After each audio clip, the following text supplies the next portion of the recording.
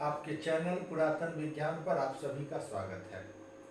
आज हमारे चर्चा का विषय है शंख। शंख हिंदू धर्म में, हिंदू संस्कृति में इसकी बहुत मान्यता है। इसको बहुत पवित्र माना गया है। इसका एक पूजा में, कर्म कांड में बहुत विशेष महत्व है। तो आइए आज हम बात करते हैं कि ये शंख के विषय में। बहुत सारी भ्रांतियां हमारे समाज में है, हमारे आपस में लोकाचार में बहुत सारी बात करते हैं। शंख रखना चाहिए, नहीं रखना चाहिए, पुरुष को बजाना चाहिए, स्त्री को बजाना चाहिए, बहुत सारी बात है। तो सबसे पहले बात करते हैं शंख की उत्पत्ति के विषय में कि इसकी उत्पत्ति हुई कैसे। तो शास्त्र के अनुसार, विष्णु पुराण के अनुसार शंख की जो उत्पत्ति हुई है समुद्र मंथन के दौरान हुई है। समुद्र मंथन से 14 रत्न की उत्पत्ति हुई थी। उसमें शंख का स्थान जो है 8वां स्थान है। चूंकि समुद्र मंथन से ही लक्ष्मी जी की भी उत्पत्ति हुई है, इसलिए शंख को लक्ष्मी का भाई माना जाता है। भ्रात्रा है श्री की, लक्ष्मी की भ्रात्रा है। अतः जहाँ भाई होता है वहाँ बहन का स्नेह और करुणा की वर्षा होती रहती है। अतः अध्यात्म में माना गया है कि जहाँ शंख होता है वहाँ लक्ष्मी की कृपा दृष्टि बनी रहती है। तो सबसे पहली बात कि अगर आप घर में शंख रखते हो, क्योंकि लक्ष्मी की कृपा दृष्टि वहाँ होनी है, तो शंख हमेशा पवित्र स्थान पे रखें, पूजा घर में रखें, साफ सुथरा जगह पे रखें। शंख रखते हो तो रोज इनको धोएं, इन पे चंदन लगाए, इसकी शुद्धता हमेशा सुनिश्चित करें, तब शंख आपके लिए लाभदायी है। आइए अब हम बात करते हैं कि शंख का नाम क्या क्या है। अध्यात्म के अनुसार, साहित्य के अनुसार इसका एक नाम है समुद्रज, कंबु, सुनाद, पावन ध्वनि, कंबोज, अब्ज, त्रिरेख, जलज, अर्णोभव, महानाद, मुखर, दीर्घनाद, बहुनाद, हरिप्रिय, सुरचर, जलोद्भव, विष्णु प्रिय, धवल, स्त्री विभूषण, अर्णव भव, बहुत सारे शंख का नाम है। शंख की नाम की जब बात परिचर्चा चली है, तो जब आप भारतीय संस्कृति का बहुत सारा ग्रंथ पढ़ेंगे जिसमें शंख की चर्चा है, बहुत सारी बात की चर्चा है। तो जैसे महाभारत काल में आप देखेंगे कि भगवान कृष्ण ने भी शंख बजाया है, अर्जुन ने भी शंख बजाया है, भीम ने भी शंख बजाया है, पंच पांडव ने भी बजाए हैं। तो इसका एक श्लोक आता है कि पांचजन्यं ऋषिकेशो देवदत्तम धनंजय पंड्रुम दद्मो महाशंखम भीम कर्मा वृकोदर। अर्थात भगवान कृष्ण जो शंख बजाते हैं उस शंख का नाम है पांचजन्य। बात करते हैं शंख के प्रकार के विषय में। मुख्यतः शंख 3 प्रकार का होता है: दक्षिणावर्ती शंख, वामवर्ती शंख और मध्यवर्ती शंख। वैसे कुल शंख की 16 प्रकार होता है, जिसके विषय में हम जाने न जाने कोई विशेष महत्व की चीज नहीं है। विशेष महत्व की चीज है इसकी आवृत्ति: दक्षिणावर्ती, वामवर्ती, मध्यवर्ती। मध्यवर्ती शंख को श्री गणेश शंख भी कहा जाता है।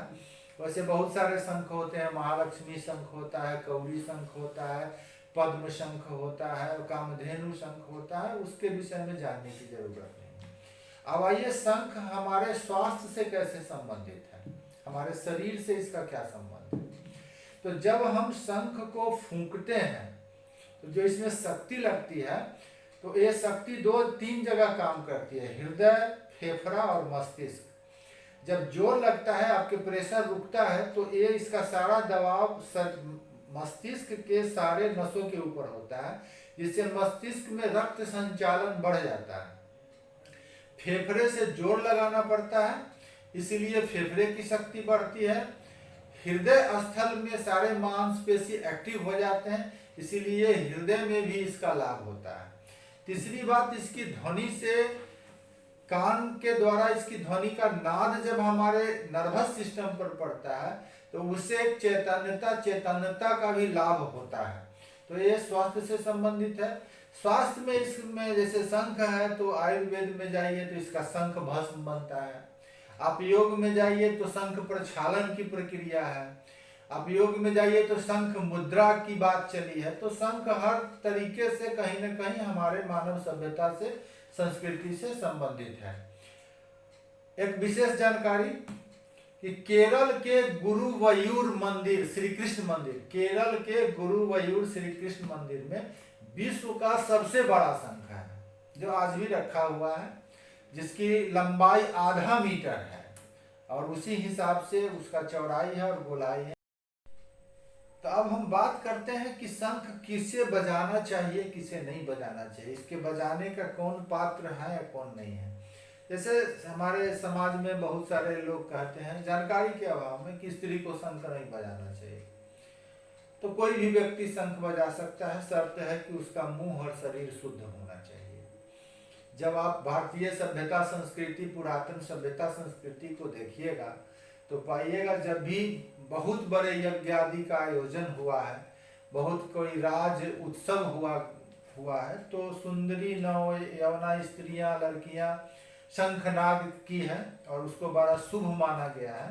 इसीलिए ये बात नहीं है कि स्त्री नहीं बजा सकती है। इसमें विशेष बात है कि शंख जब भी कोई बजाए तो ऐसे शास्त्र संबंध में 3 बार बजाना चाहिए।